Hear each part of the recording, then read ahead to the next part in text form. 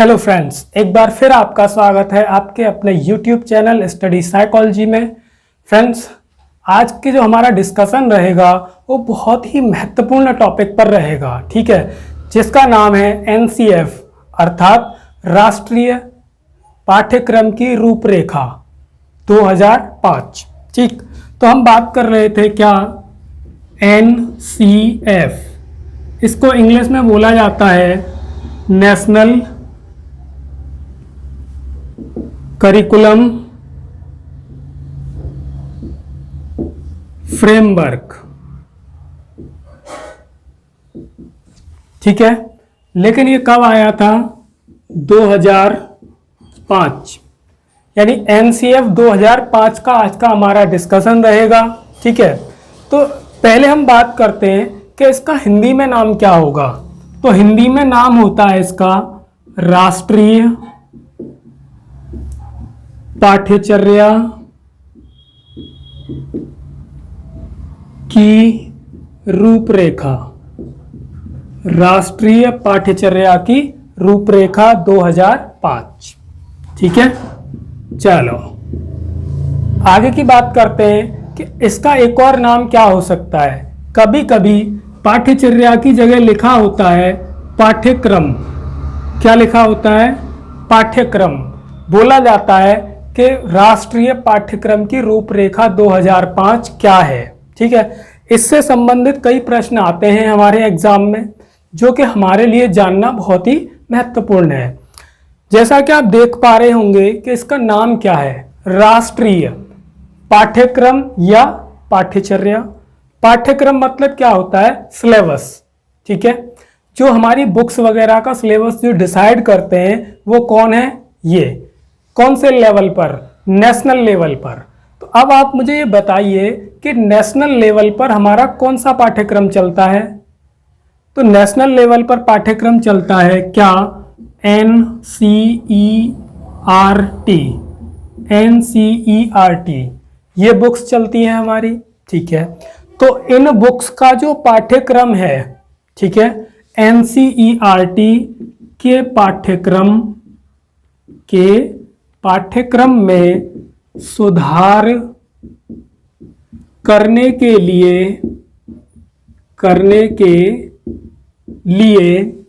अपनाया गया एक सुधारात्मक कदम है।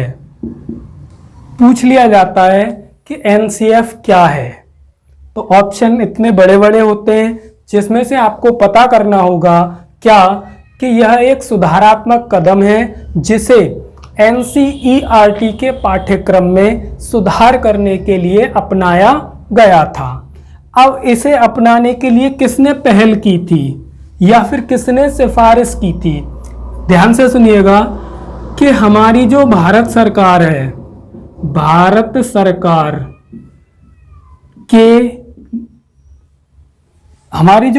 सरकार है इसका एक मंत्रालय है जिसका नाम है MHRD की पहल पर। अब प्रश्न पूछा जाता है कि NCF 2005 की पहल किसने की थी? तो भारत सरकार के MHRD। अब यहाँ पर आपके लिए जानना जरूरी हो जाता है कि MHRD है क्या। भारत सरकार के MHRD की पहल पर अब यहाँ पर यह जानना जरूरी हो जाता है कि MHRD है क्या। तो M मतलब मिनिस्ट्री ऑफ, H मतलब ह्यूमन, R मतलब रिसोर्स और D से आता है डेवलपमेंट। हिंदी में क्या बोलेंगे इसे? मानव संसाधन विकास मंत्रालय। ठीक है, तो अब हमने यहां पर कितनी बातें सीखी कि NCF क्या है? National curriculum framework. ठीक है, राष्ट्रीय पाठ्यक्रम की रूपरेखा। फिर हमने जाना कि ये क्यों आया था कि NCERT के पाठ्यक्रम में सुधार करने के लिए और NCERT के पाठ्यक्रम में सुधार करने के लिए अपनाया गया एक सुधारात्मक कदम है। इसकी पहल किसने की? भारत सरकार के MHRD की पहल पर आया। अब ये MHRD है क्या? Ministry of human resource and development, Hindi में बोला जाता है मानव संसाधन विकास मंत्रालय। लेकिन उस समय किसकी अध्यक्षता थी? प्रोफेसर यशपाल की अध्यक्षता में, प्रोफेसर यशपाल की अध्यक्षता में। ठीक है, पूछ लिया जाता है कि NCF 2005 की जो सिफारिश की थी, जो पहल की थी, या उसके जो अग्रणी थे वो कौन थे? प्रोफेसर यशपाल। अब देखिए, जब भी कोई चीज़ आती है नई, तो उसका एक टॉपिक होता है, उसका एक टाइटल होता है, यह बोला जाता है स्लोगन। ठीक है, तो इसका जो प्रमुख नारा था, प्रमुख नारा वो क्या था? इसका प्रमुख नारा था शिक्षा बिना बोझ के, बिना बोझ के। ठीक है, ये इसका प्रमुख नारा था। जैसा कि आपने सुना होगा, इंग्लिश में इसे बोला जाता है learning without burden, learning without burden. ठीक है, अर्थात शिक्षा बिना बोझ के। अब यहीं से एक और नया प्रश्न निकल के आता है क्या? कि ये जो सूत्र है, ये जो नारा है, ये कहाँ से लिया गया? तो इसकी बात करते हैं। एक है रविंद्रनाथ टैगोर, रविंद्रनाथ टैगोर, इन्होंने एक निबंध लिखा था। रविंद्रनाथ टैगोर ने एक निबंध लिखा है जिसका नाम है सभ्यता और प्रगति। तो रविंद्रनाथ टैगोर के निबंध सभ्यता एवं प्रगति से लिया गया है।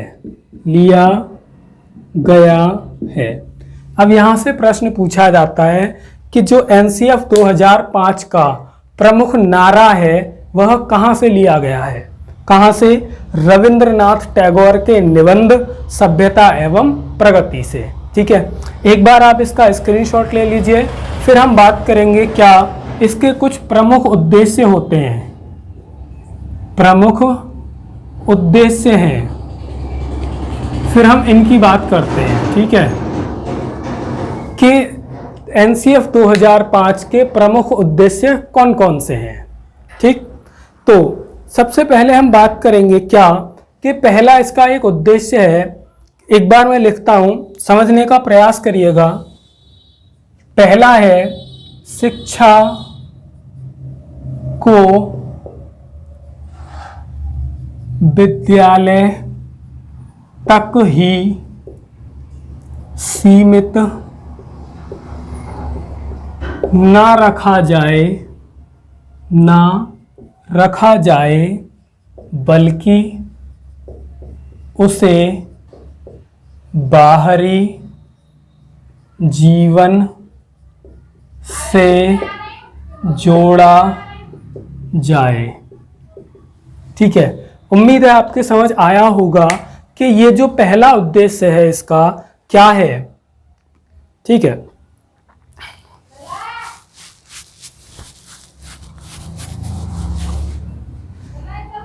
तो उम्मीद है आपके ये समझ आया होगा।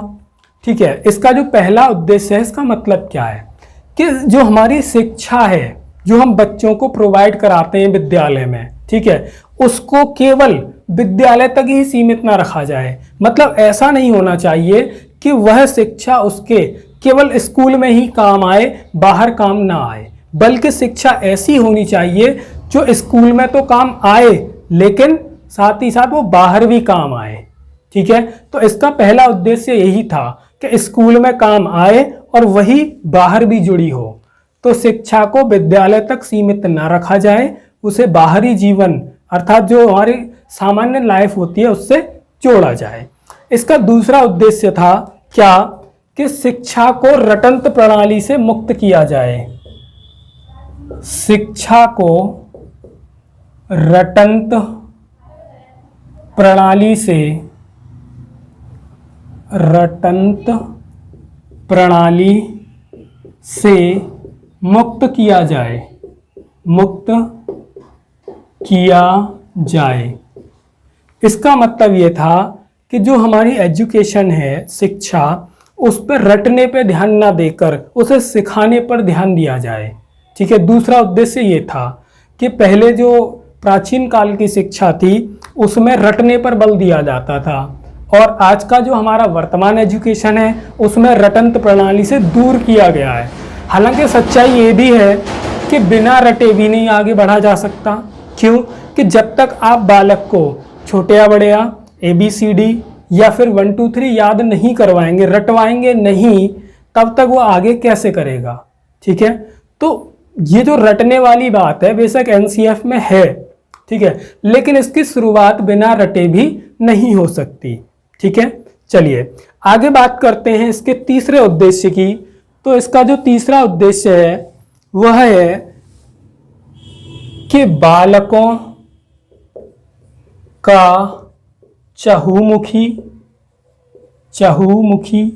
या बहुमुखी विकास किया जाए, विकास किया जाए। ठीक है, इसका मतलब होता है कि जो बालक होते हैं, जो छात्र होते हैं, उनका केवल मानसिक विकास ही ना हो कि पढ़ाते रहें पढ़ाते रहें पढ़ाते रहें, बहुत होशियार कर दिया जाए, तो इससे क्या होगा, केवल मानसिक विकास पर ही फोकस होगा। लेकिन ये उद्देश्य कहता है कि केवल मानसिक विकास नहीं करना है, शारीरिक विकास भी करना है, सामाजिक विकास भी करना है, बौद्धिक विकास भी करना है, नैतिक विकास भी करना है। तो हमारी जो शिक्षा होगी वो ऐसी होगी कि वो या चहुमुखी या बहुमुखी विकास करने वाली हो। हमारी शिक्षा ऐसी होगी जो बालक का सर्वांगीण विकास करती हो। ठीक है, अगले उद्देश्य की बात करते हैं। उद्देश्य नंबर 4 क्या होगा, परीक्षा को अधिक लचीला बनाया जाए, शिक्षा को अधिक लचीला बनाया जाए। इसका मतलब होता है कि अगर कोई छात्र 2-4 नंबर से फेल पास के अटका हुआ है तो उसे पास कर दिया जाए। ठीक है, उसे प्रमोट करके अगली क्लास में भेज दिया जाए, है ना। अगले उद्देश्य की बात करते हैं, क्या कि जो अगला उद्देश्य है नंबर 5 क्या है, देश के लिए चिंतन का विकास किया जाए, विकास किया जाए। यानी हमारी जो शिक्षा हो वो इस प्रकार से बच्चों को दी जाए कि बालक अपने देश के विकास के लिए सोचने लग जाएं। और ऐसा कब होगा, जब उन्हें महापुरुषों की, वीरों की गाथाएं सुनाई जाएंगी, तब वो देश के लिए चिंतन करेगा कि हमारा देश ज़्यादा से ज़्यादा डेवलप कैसे हो। ठीक है, अगला बात करते हैं उद्देश्य नंबर 6 क्या होगा कि भारतीय संस्कृति का संरक्षण, भारतीय संस्कृति का संरक्षण एवं एकता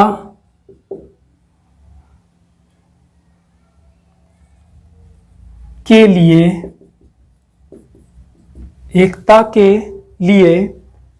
विकास किया जाए, विकास किया जाए। ठीक है, इसका मतलब है कि हमारी जो शिक्षा होगी वो बालकों को इस प्रकार दी जाए जिससे बालक राष्ट्रीय एकता को बनाए रखें, भाईचारे को बनाए रखें और उनका संरक्षण करें। जैसे हमारे विरासत हैं, जैसे हमारी भारत की विरासत हैं, उनको संभाल के रख सकें। ठीक है। उद्देश्य नंबर अगले की बात करते हैं। उद्देश्य नंबर 7 क्या होगा? तो उद्देश्य नंबर 7 होगा छात्रों में रुचि जागृत हो। छात्रों में रुचि जागृत हो, मतलब हमारी जो शिक्षा हो वो इस प्रकार की हो जो बालकों में रुचि उत्पन्न करती हो। मतलब हमारी जो किताबें हैं, जो हमारा सिलेबस है, जो पाठ्यक्रम है, वो इस प्रकार से डिज़ाइन किया जाए, इस प्रकार से फ्रेम किया जाए कि बच्चों में इंटरेस्ट क्रिएट करे, तो ज़्यादा से ज़्यादा वो उसे जानने की कोशिश करें। ठीक है, इससे जितना ज़्यादा वो किताबों को जानेंगे, सिलेबस को पढ़ेंगे, उतना ज़्यादा उनका डेवलपमेंट होगा। अगले की बात करते हैं। उद्देश्य नंबर 8 क्या होगा? शिक्षा में कला का समावेश किया जाए। शिक्षा में कला का समावेश किया जाए।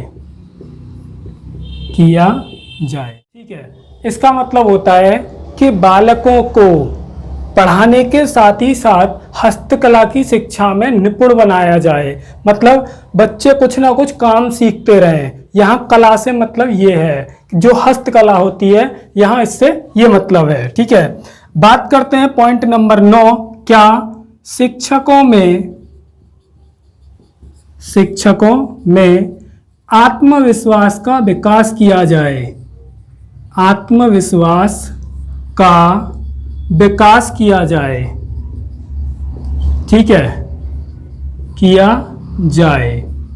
इसका मतलब होता है कि जो हमारा सिलेबस हो, जो पाठ्यक्रम हो, वो इस प्रकार से बनाया जाए कि टीचरों को कॉन्फिडेंट में ले सके कि हाँ हम इस चीज़ को पढ़ा लेंगे, हाँ हमसे ये चीज़ आती है, बच्चों को हम इस चीज़ को अच्छे तरीके से डिलीवर कर सकते हैं। इस प्रकार का जो आत्मविश्वास एक टीचर के अंदर जागृत होता है, उसे कहा जाता है कि अध्यापकों में आत्मविश्वास का विकास हो चुका है। ठीक है, एक और पॉइंट है, सबसे ज़्यादा महत्वपूर्ण पॉइंट, पॉइंट नंबर 10 क्या होगा?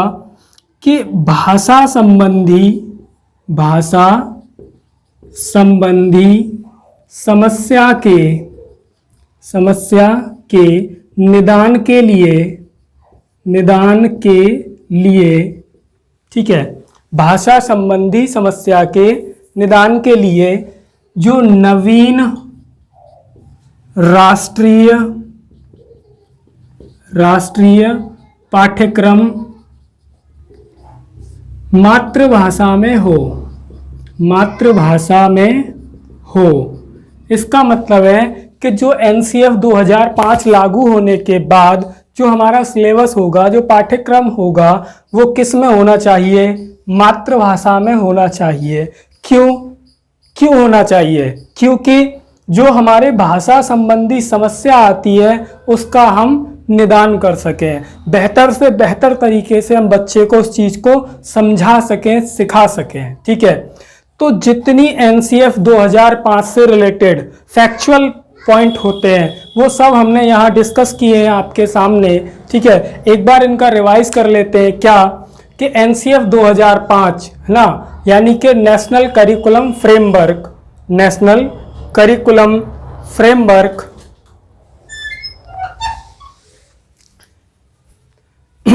एक बार हम इसकी चर्चा कर लेते हैं फिर से। क्या?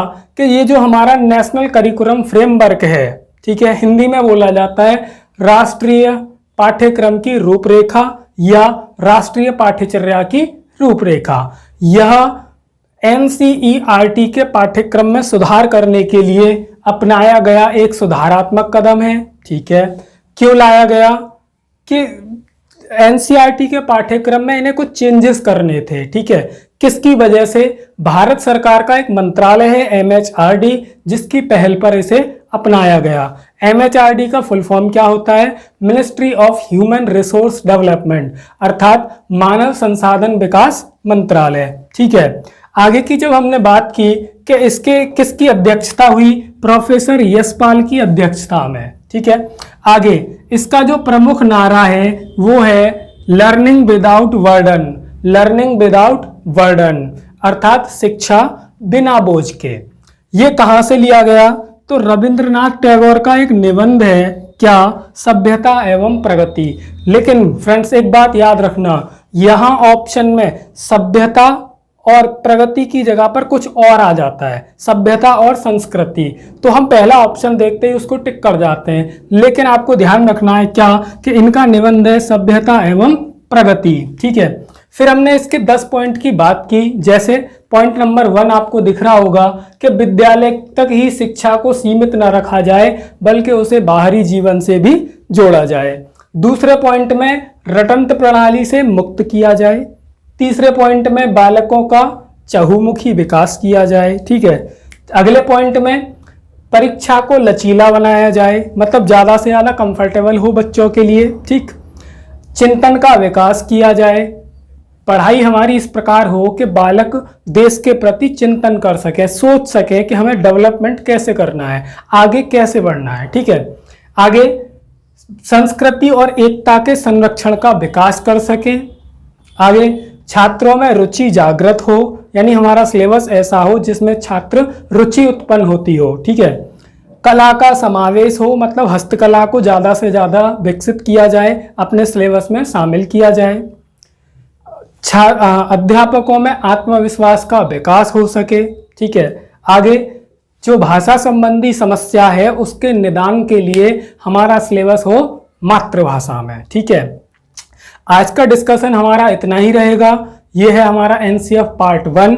इसके एनसीएफ की जो पेडागोजी है हम बात करेंगे उसकी एनसीएफ पार्ट 2 में। ठीक है, तो आज की क्लास आपको कैसी लगी हमें कमेंट जरूर कीजिए, और वीडियो अगर आपको अच्छी लगी हो तो एक लाइक कीजिए। धन्यवाद।